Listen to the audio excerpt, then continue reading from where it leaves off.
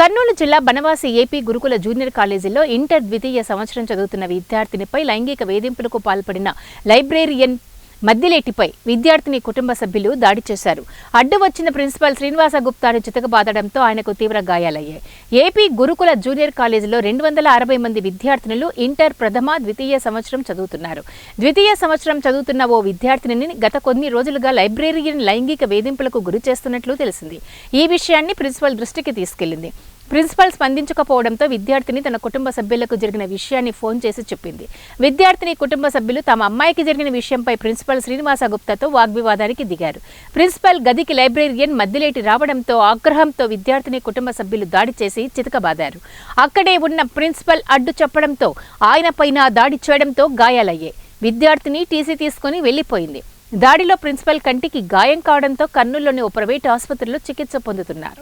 తను వెళ్ళిపోయారు sir, sir కూడా వెళ్ళిపోయారు సార్. అదే సార్ మాకు తెలిసింది, ఇక్కడ జరిగి మేము చూసి అంతా తెలుసుకున్నాం సార్.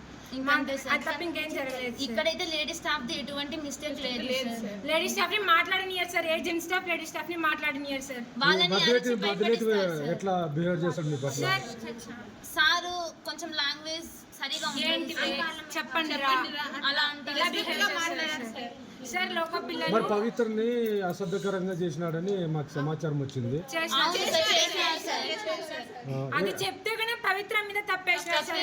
ఏం తప్పేసినారు? అమ్మాయి కావాలనే చేసింది, అమ్మాయి చేసింది అని చెప్పినారు సార్.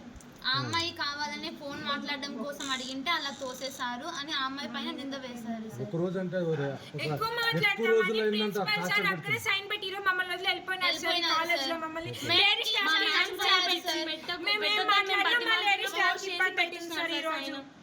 మేడం వాళ్ళని ఊరికి గట్టిగా అడుగుతారు సార్. ఈవెన్ వర్కర్ దగ్గర నుంచి ప్రతి ఒక్కరు